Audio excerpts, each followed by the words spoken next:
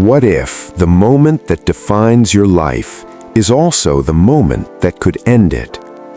Imagine standing outside a throne room. One step forward could bring honor. One step forward could bring death. No weapons, no army, no political power, just courage. This is the story of Esther, a young orphan girl who became queen and then risked everything to save her people. Her story doesn't begin with a crown, it begins with loss. Before she was Esther, she was Hadassah, a Jewish girl living in exile in Persia. Her people had been conquered, Jerusalem had fallen, many Jews were scattered across foreign lands. Hadassah lost her parents at a young age. The Bible doesn't tell us how, it just tells us she was an orphan. And in a foreign empire, being an orphan meant vulnerability. But she wasn't alone. Her cousin Mordecai took her in and raised her as his own daughter. He taught her the ways of their people. He taught her faith. He taught her strength. She grew up not knowing that one day she would stand before a king. Far away in the royal palace, King Xerxes ruled over 127 provinces from India to Ethiopia. He was powerful, wealthy, feared. One day, during a lavish feast meant to display his greatness, he summoned Queen Vashti to appear before his guests to show off her beauty. But Vashti refused. In a culture where the king's word was law, her refusal shocked the empire. The king, humiliated and angry, removed her as queen. Now the throne stood empty, and a royal decree went out across the land. Find the most beautiful young women in the empire. Bring them to the palace. The king will choose a new queen. Among those taken was Hadassah. Imagine being taken from your home, brought into a royal harem, surrounded by strangers, preparing for one night that could change your future forever. For 12 months, the women underwent beauty treatments, perfumes, oils, preparation. Mordecai gave Hadassah one instruction: do not reveal that you are Jewish. So Hadassah entered the palace with a secret. When it was her turn to meet the king, she didn't demand attention. She didn't try to stand out. She simply walked in with quiet grace. And something about her captured the king's heart. Out of all the women, he chose her. She was crowned queen. Hadassah became Esther. In the king's court was a powerful official named Haman. He loved status, he loved honor, he loved being bowed to, and everyone bowed to him. Everyone except Mordecai. Mordecai refused. Whether it was faith or principle, he would not bow. Haman's pride turned into fury, but instead of punishing one man, Haman decided to destroy an entire people. He went to the king and said, "There is a group of people scattered throughout your kingdom who do not obey your laws. It is not in your best interest to tolerate them." Without investigating further, the king handed Haman his signet ring. With it, Haman issued a decree.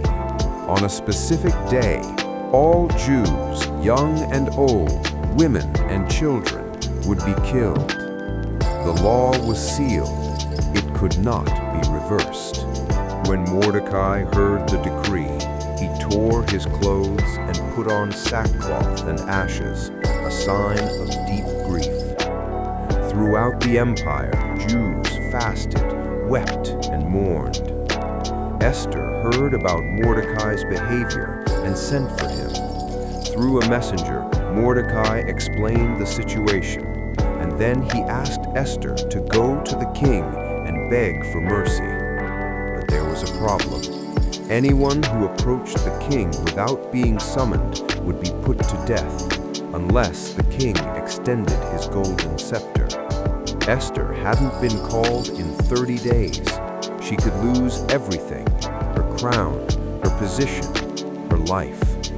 She sent back word to Mordecai, explaining the danger. That's when Mordecai replied with words that echo through history. Do not think that because you are in the palace, you will escape. If you remain silent, deliverance will come from elsewhere, but you and your father's house will perish. And who knows whether you have come to the kingdom for such a time as this. For such a time as this. Esther stood at a crossroads.